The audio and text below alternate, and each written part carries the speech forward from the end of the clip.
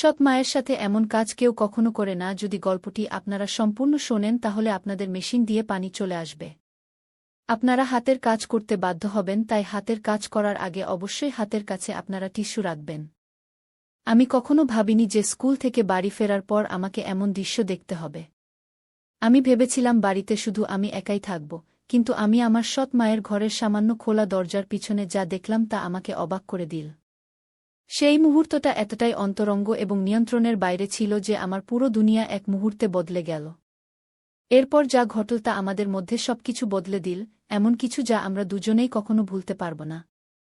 তো বন্ধুরা, সঙ্গে থাকুন, কারণ আমি আপনাদের বলব যে এই সব কীভাবে এমন এক রাতে পরিণত হলো যা আমি কখনো ভুলব না।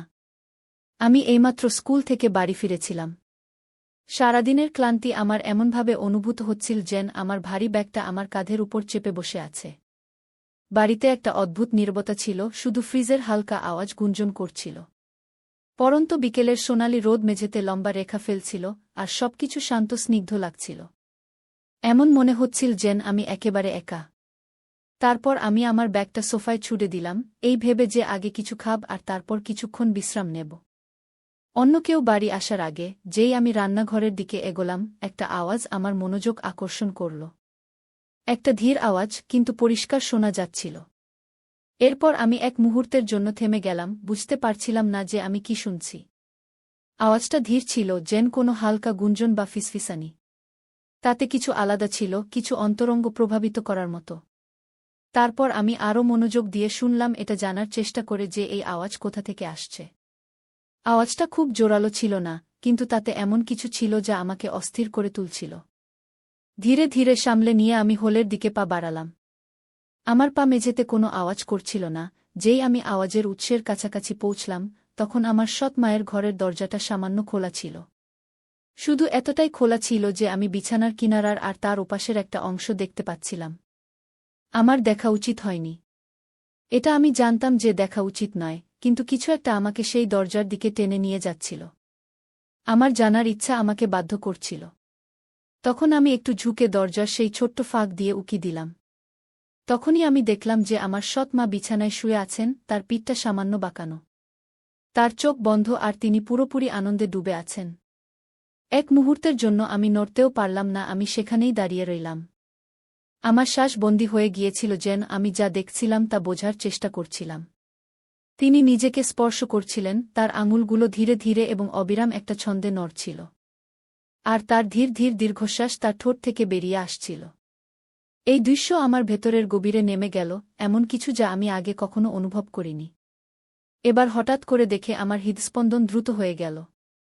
আমার বুক জোরে জোরে ধড়ফড় করতে লাগল আর আমার শরীরে একটা গরম স্রোত বয়ে গেল। আমার সেখান থেকে চলে যাওয়া উচিত ছিল, চুপচাপ পিছিয়ে যাওয়া উচিত ছিল। আর এমন ভান করা উচিত ছিল যে আমি কিছুই দেখিনি। কিন্তু আমি নড়তেও পারছিলাম না, আমি সেখানেই দাঁড়িয়ে রইলাম, আমার চোখ তার উপর স্থির ছিল। তার প্রতিটি ছোট নড়াচড়া আমার ভেতরে আলোড়ন সৃষ্টি করছিল। তাকে অত্যন্ত সুন্দর লাগছিল সেই মুহূর্তে। তার নড়াচড়াগুলো এত সহজ, স্বাভাবিক আর সুন্দর লাগছিল। কিছুক্ষণ পর আমি ভাবলাম এবার আমার সরে যাওয়া উচিত। তখন যেই আমি পিছিয়ে যেতে যাচ্ছিলাম, তিনি তার চোখ খুললেন। এক মুহূর্তের জন্য আমার মনে হলো আমি ধরা পড়ে গেছি, কিন্তু তিনি কোনো প্রতিক্রিয়া দেখালেন না। তিনি শুধু আমাকে দেখলেন। তার দৃষ্টি নরম ছিল, যেন আহ্বান জানাচ্ছে। তাতে না কোনো রাগ ছিল আর না কোনো বিস্ময়, শুধু একটা ধীর হাসি যা আমাকে আরও অস্থির করে তুলছিল। তখন তিনি ধীরে ধীরে বললেন, ভেতরে এসো। তার আওয়াজ ধীর আর উষ্ণ ছিল, আর এক মুহূর্তের জন্য আমার মনে হল আমি এটা শুনিনি। কিন্তু যখন আমি নড়লাম না, তখন তিনি আবার হেসে একটু জোরে বললেন, ভেতরে এসো। সেই সময় আমার পা নিজে থেকেই দরজার দিকে এগিয়ে গেল। আমার বুক দ্রুত ধড়ফড় করছিল। একটা অদ্ভুত ভয় আর উত্তেজনার অনুভূতি আমার ভেতরে ঘুরপাক খাচ্ছিল। আর যখন আমি অবশেষে বিছানার কাছে পৌঁছলাম, তাকে নিচ থেকে দেখলাম, তখন আমি আমাদের মধ্যেকার সেই টানটা অনুভব করলাম, যেন বাতাসে কিছু ভারী হয়ে আছে। তখনও তিনি কিছু বললেন না, শুধু তার গভীর তীক্ষ্ণ দৃষ্টিতে আমাকে দেখতে থাকলেন, যেন আমাকে পুরোপুরি পড়ে ফেলছেন। তখনই আমি কিছু বলার চেষ্টা করলাম, কিন্তু কিছু বলতে পারলাম না।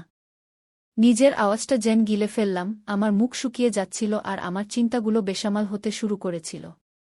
কিন্তু তার কোনো ফারক পড়ল না। তিনি শুধু ধীরে ধীরে আমার হাত ধরলেন।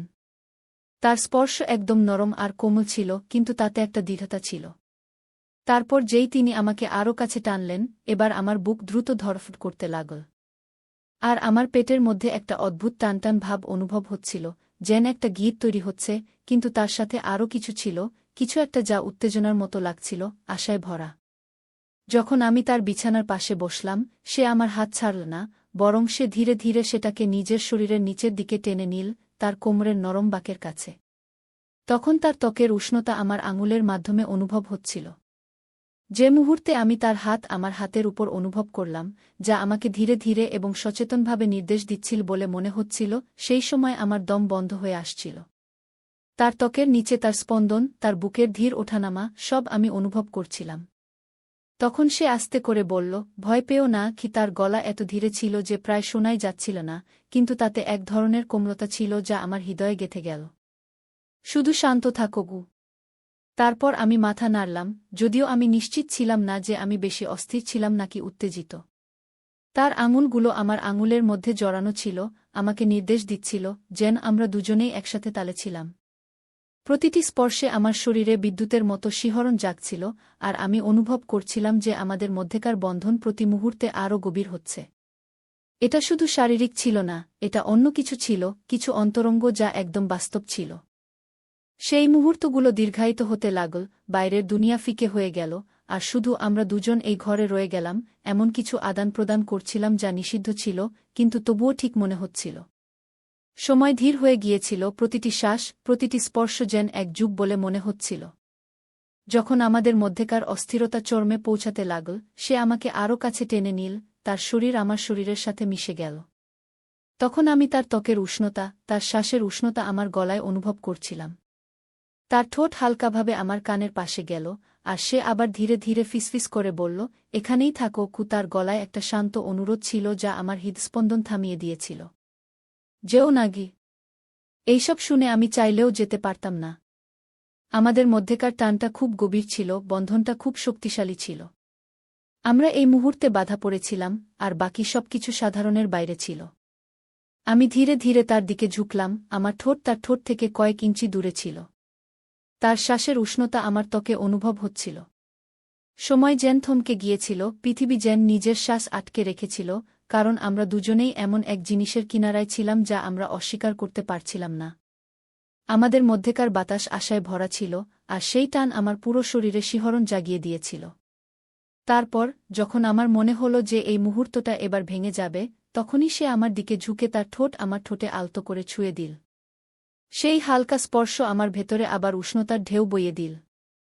শুরুতে এটা হালকা ছিল, যেন আমরা দুজনেই এটা অনুভব করছিলাম, কিন্তু তারপর এটা গভীর হল।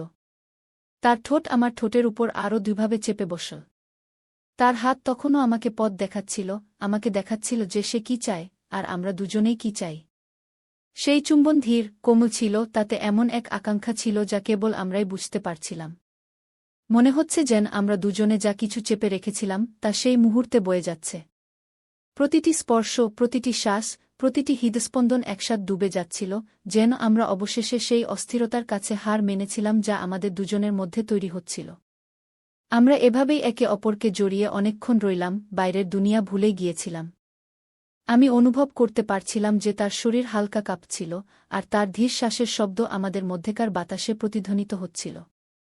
অবশেষে তিনি একটু পিছিয়ে গেলেন, তখন তার কপাল আমার কপালে ঠেকেছিল। তার চোখ অর্ধেক বন্ধ, অর্ধেক খোলা ছিল, যেন সে নিজের শ্বাস গোছাচ্ছে।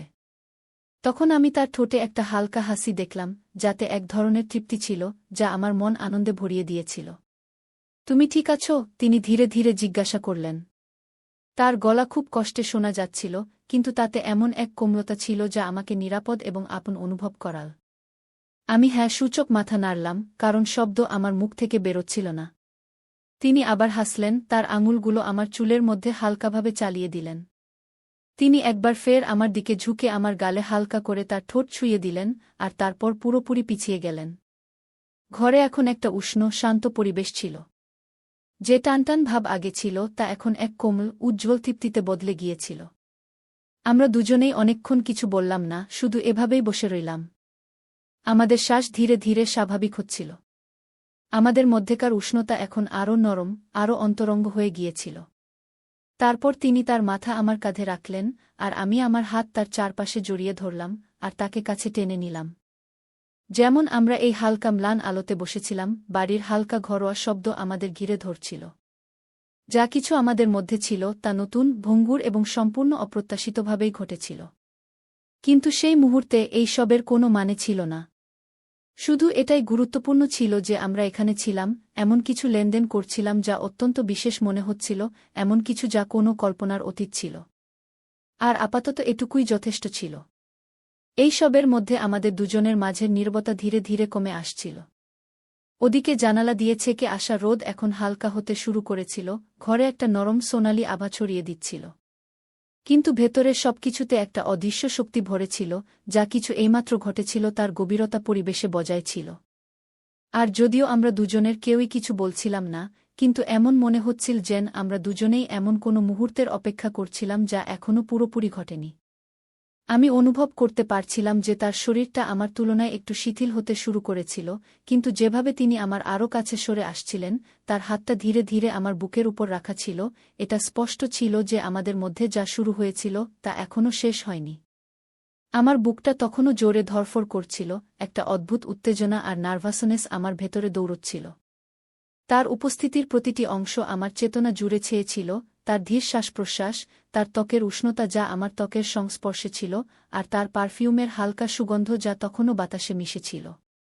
তখনই ও আলতো করে মাথা ঘোরাল, তখন ওর ঠোঁট আমার গলার কাছে আলতো করে ছুঁয়ে গেল, যা আমার শরীরে একটা শিরশিরানি বয়ে দিল। সেই স্পর্শ হালকা ছিল, যেন আমি সেখানে ছিলামই না, কিন্তু সেটা আমার ভেতরে কিছু জাগিয়ে দিল, একটা ধিকিধিকি জ্বলা আকাঙ্ক্ষা। আমি কিছুক্ষণের জন্য চোখ বন্ধ করলাম, তারপর সেই অনুভূতিটা নিজের মধ্যে ধারণ করতে দিলাম। তারপর আমি ওর দিকে তাকালাম, তখন ওর চোখ আমার চোখের সাথে মিলল, আর এইবার ওর দৃষ্টিতে অন্য কিছু ছিল, কিছু গভীর, আর আরও তীব্র। আগের কোমলতা তখনও ছিল, কিন্তু তার নিচে একটা খিদে লুকিয়ে ছিল যা আমারই মতো মনে হচ্ছিল। ও একটা শব্দ বলেনি, কিন্তু যেভাবে ওর আঙুলগুলো আমার শরীরে আলতো আলতো বৃত্ত আঁকছিল, তা আমাকে সবকিছুর কথা বলে দিয়েছিল। তারপর আমি এগিয়ে গিয়ে ওর ঠোঁটে আবার স্পর্শ করলাম, কিন্তু এইবার কোনো দ্বিধা ছিল না, কোনো সীমা পরখ করার চেষ্টা ছিল না। এই চুম্বনটা গভীর ছিল, আরও তীব্র, যেন যে আকাঙ্ক্ষা আমরা দুজনেই এতদিন আটকে রেখেছিলাম তা অবশেষে বেরিয়ে এসেছিল। ওর আঙুলগুলো আমার বুকের উপর সরতে লাগল, তারপর ওর আঙুল আমার শার্টের কাপড়ে চেপে বসল, যেন ও আমাকে আরও কাছেই টানছে। আর আমি অনুভব করতে পারছিলাম যে ওর শরীরটা আমার বিপরীতে সাড়া দিচ্ছিল, ওর হালকা সুবাস আমার হুঁশ উড়িয়ে দিচ্ছিল। এই মুহূর্তটা যতটা বাধা দিচ্ছিল ততটাই নেশা ধরিয়ে দিচ্ছিল। এটা আলাদা ব্যাপার ছিল যে ও আমার সৎ মা ছিল, কিন্তু যে সবসময় আমার নাগালের বাইরে ছিল, এখন সেটাই আমাদের মাঝের সম্পর্কটাকে আরও বিপজ্জনক করে তুলছিল। আর আমিও নিজেকে ওকে চাওয়া থেকে আটকাতে পারছিলাম না। যখন ওর হাত আমার ঘাড়ের পিছনে চলে গেল, তখন ও আমাকে আরও নিচে টেনে নামাতে নামাতে, যখন ও বিছানায় নিজের অবস্থান বদলাচ্ছিল, তখন ওর শরীর বালিশে আরামে এলিয়ে দিল আর ও আমাকে নিজের দিকে টানছিল। আমি সেই টান অনুসরণ করতে থাকলাম, যা এখন খুব জোরালো হয়ে উঠেছিল, আর শীঘ্রই আমি নিজেকে ওর উপর ঝুঁকে থাকতে দেখলাম, হাত দিয়ে নিজেকে সামলে, ওর দিকে তাকিয়ে থাকলাম। আমার শ্বাস হালকা আর দ্রুত হয়ে আসছিল, ওর বুকও দ্রুত ওঠানামা করছিল, কিন্তু ওর চোখ আমার চোখেই স্থির ছিল। আর সেই মুহূর্তে আমাদের মাঝের উষ্ণতা অনুভব করা যাচ্ছিল। তারপর ও হাত উপরে তুলল, আলতো করে আমার শরীরের রেখা স্পর্শ করল, তারপর ও আমাকে নিচে টেনে নিল, তখন আমরা ঠোঁট আরও একটা উষ্ণ চুম্বনে মিলিত হল। এইবার ওর হাত স্বাধীনভাবে ঘুরছিল, আমার পিঠ, আমার কাঁধ, সব জায়গা ছুঁয়ে দেখছিল, আমাকে আরও কাছে টানছিল, যতক্ষণ না আমাদের মধ্যে আর কোনো দূরত্ব রইল। ওর শরীরের উষ্ণতা আমাকে পুড়িয়ে দিচ্ছিল, আর আমি ওর হৃদস্পন্দন অনুভব করতে পারছিলাম, যা আমারই মতো দ্রুত স্পন্দিত হচ্ছিল, যা আমার জন্য স্পন্দিত হচ্ছিল। তখন আমি হাত ওর কোমরের দিকে নিচে নামালাম, ওর ত্বকের কোমলতা আঙুলের নিচে অনুভব করলাম, আর যখন আমি ওর শার্টের ধারে পৌঁছে একটু থামলাম, এই ভেবে যে আমি কোনো সীমা লঙ্ঘন করছি না। কিন্তু ও তখনও নিজেকে থামায়নি, বরং হালকা করে পিঠটা বাঁকালো, স্পর্শকে আরও উৎসাহিত করে। ওর শরীর আমার শরীরের প্রতি সাড়া দিচ্ছিল, যাতে কোনো সন্দেহ রইল না যে ও কি চায়। যখন আমার আঙুল কাপড়ের নিচে চলে গেল আর যখন আমি ওর ত্বকের উষ্ণতায় হাত রাখলাম, তখন আমি ওর হালকা একটা অস্ফুট স্বর শুনলাম। একটা কণ্ঠস্বর যা আমার ভেতরে এক নতুন উষ্ণতা ভরে দিল। যখন তার হাত আমার চুলে জড়িত হয়ে গেল, আমাকে আরও কাছে টেনে সে চুম্বনকে আরও গভীর করল। তার ঠোঁট দুটো সামান্য খোলা ছিল আমাকে ভেতরে ডাকার জন্য। তার স্বাদ ছিল মাদকতাপূর্ণ, আর আমি তার শরীরে বয়ে চলা টানটা অনুভব করতে পারছিলাম। যেভাবে সে আমার নিচে নড়াচড়া করছিল, তার প্রতিটি স্পর্শে এমন এক তীব্রতা ছিল যে অন্য কিছু ভাবা অসম্ভব হয়ে পড়েছিল। আমরা তখন একে অপরের মধ্যে সম্পূর্ণ হয়ে গিয়েছিলাম। আমাদের মাঝের সব দেওয়াল ভেঙে পড়ছিল। যেন আমরা সেই আকাঙ্ক্ষা পূরণ করছিলাম যে আগুন এতদিন ধরে সতহের নিচে জ্বলছিল। এখন ফেরার কোনো পথ ছিল না। এই অনুভূতির ভার পরিবেশে ছিল, কিন্তু আমাদের কেউ তা নিয়ে ভাবেনি। শুধুমাত্র এই মুহূর্ত, এই সংযোগ, আর এই অটুট টান যা আমাদের একে অপরের দিকে টানছিল, সেটাই এখন গুরুত্বপূর্ণ ছিল। তার হাত সবখানে ছিল। আমার কাঁধ, বাহু আর বুকের রেখা অনুভব করছিল। যেন সে আমাকে যথেষ্ট পরিমাণে পাচ্ছিল না। আর আমিও ঠিক তেমনি অনুভব করছিলাম। যতবার আমি তাকে স্পর্শ করছিলাম, তত বেশি আমি দেখলাম। আর এই সব কিছুর তীব্রতা প্রায় অসহনীয় হয়ে উঠছিল। মনে হচ্ছিল যেন আমরা অনেক দিন ধরে নিজেদের আটকে রেখেছিলাম। আর এখন যখন দরজা খুলে গেছে, তখন আমাদের ভাসিয়ে নিয়ে যাওয়া এই বন্যাকে থামানোর কোনো উপায় ছিল না। সে আমার ঠোঁটে হালকা দীর্ঘশ্বাস ফেল। তার আঙুল আমার চুলে আরও শক্ত হয়ে গেল, আর সে তার শরীর আমার বিপরীতে চেপে ধরল। আর তারপর তার সেই শব্দে আমার ভেতরে আকাঙ্ক্ষার এক নতুন ঢেউ উঠল। আমিও তাকে যথেষ্ট পরিমাণে পাচ্ছিলাম না। তার গন্ধ, তার স্বাদ, আর আমার নিচে তার শরীরের অনুভূতি। আমার শরীরের প্রতিটি অংশ বলছিল, আর আমি জানতাম যে এখন আর ফেরা সম্ভব নয়। এই মুহূর্তের পর তো একেবারেই নয়। তারপর আমি এক মুহূর্তের জন্য নিজেকে পেছনে সরালাম। তার চোখের দিকে তাকালাম, যেন নিশ্চিত করতে চাইছিলাম যে সে এখনও আমার সাথে আছে কিনা। তখন আমি তার চোখে দেখলাম, সে আমাকে ততটাই চায় যতটা আমি চাই। কিন্তু তার চোখে যা দেখলাম তা আমাকে সব বলে দিল। সেখানে কোনো দ্বিধা ছিল না, কোনো দ্বিতীয় চিন্তা ছিল না। শুধু সেই জ্বলন্ত খিদে যা শুরু থেকেই ছিল, আমাকে এগিয়ে যেতে প্রেরিত করছিল। কিছু না বলেই সে আবার আমার হাত ধরল। তার আঙুল আমার শার্টের সামনে চেপে বসল। তারপর আমাকে নিজের কাছে টেনে নিল। তার মধ্যে একটা হালকা তাড়াহুড়ো ছিল। আর যখন আমাদের ঠোঁট আবার মিলল, তখন আমি নিজেকে পুরোপুরি এর মধ্যে হারিয়ে ফেললাম। সব সন্দেহ, সব ভয় ছেড়ে দিয়ে। আর সেই আকাঙ্ক্ষা পূরণ করতে লাগলাম যা আমাদের মধ্যে তখন থেকে তৈরি হচ্ছিল, যখন থেকে আমি সেই ঘরে এসেছিলাম। আমাদের মধ্যেকার টানাপোড়েন বিদ্যুতের মতো ছিল। প্রতিটি স্পর্শ, প্রতিটি চুম্বন আমাদের সেই সীমার আরও কাছে ঠেলে দিচ্ছিল। তার শরীর আমার নিচে নড়ছিল। তার হাত আমার ত্বকের উপর ঘুরছিল, যেন সে আমাকে যথেষ্ট পরিমাণে পাচ্ছিল না। আর তার শ্বাসের শব্দ ঘরে প্রতিধ্বনিত হচ্ছিল, আমাকে আরও পাগল করে তুলছিল। এখন আমরা পুরোপুরি একে অপরের মধ্যে হারিয়ে গিয়েছিলাম। সেই আবেগে জড়িয়ে পড়েছিলাম যা আমাদের পুরোপুরি নিজের দখলে নিয়ে নিয়েছিল। আর এখন ফেরার কোনো পথ ছিল না। তখন আমি তার আঙুল আমার বুকে অনুভব করলাম। তার স্পর্শ আমার শরীরে শিহরণ জাগাচ্ছিল, যেন সে আমাকে আরও কাছে টানছিল। তবুও তার শরীর আমার নিচে উত্তেজনায় ভরা ছিল, যেন আরও চাওয়ার আকুতি জানাচ্ছে। আর আমি তাকে সব দিলাম। প্রতিটি স্পর্শ, প্রতিটি চুম্বন, প্রতিটি ফিসফিসানি আমাদের এই মুহূর্তে আরও গভীরে নিয়ে গেল। এই মুহূর্তটা প্রায় অসহনীয় ছিল। আমাদের মধ্যেকার টানাপোড়েন চরমে পৌঁছে গিয়েছিল। যেন আমরা কোনো গভীরতর এবং আরও তীব্র কিছুর দিকে এগোচ্ছিলাম। কিন্তু আমরা এখনই সেখানে যেতে প্রস্তুত ছিলাম না। আমরা সেখানেই থেমে রইলাম, সেই কিনারায়। প্রতিটি স্পর্শ, প্রতিটি চুম্বনের আনন্দ নিচ্ছিলাম। যখন আমাদের মধ্যেকার উষ্ণতা বেড়েই চলেছিল, এমনকি মনে হচ্ছিল যে আমরা দুজনেই এই তীব্রতায় ফেটে যাব। এখন আমি তাকে আমার নিচে কাঁপতে অনুভব করতে পারছিলাম। তার শ্বাস ছোট এবং ভাঙা ভাঙা হয়ে আসছিল, যেন সে আমাকে আঁকড়ে ধরেছিল। তার শরীর আমার বিপরীতে এমনভাবে চেপেছিল যে আমার মাথা ঘুরছিল। আর আমি জানতাম যে সেও একই জিনিস অনুভব করছে। সেই একই অসহনীয় টানাপোড়েন, সেই একই মুক্তির আকুলতা। কিন্তু আমরা এখনও সেখানে ছিলাম না যেখানে থাকা উচিত ছিল। বরং আমরা তখনও সেই কিনারায় থেমেছিলাম। সেই মুহূর্তটাকে দীর্ঘায়িত করছিলাম, আশাকে আরও একটু বাড়তে দিচ্ছিলাম, যতক্ষণ না তা সহ্য করার ক্ষমতার বাইরে চলে যায়। ঘরটা আমাদের শ্বাসের শব্দে, আমাদের নামের ফিসফিসানিতে ধীরে ধীরে ভরে উঠছিল। যেন আমরা সেই আবেগের কাছে আত্মসমর্পণ করছিলাম যা এতদিন ধরে আমাদের মধ্যে জ্বলছিল। এই মুহূর্তটা নিখুঁত ছিল। আমাদের মধ্যেকার এই সংযোগ। আর যখন আমি তাকে আমার আরও কাছে টানলাম, আমাদের শরীর একসাথে একতালে চলছিল। তখন আমি জানতাম যে এরপর আর কিছুই আগের মতো থাকবে না। তারপর আমরা একটা সীমা পার করলাম। এখন আমরা সাধারণের থেকে বেড়ে কিছু বিপজ্জনক ক্ষেত্রে পা রেখেছিলাম।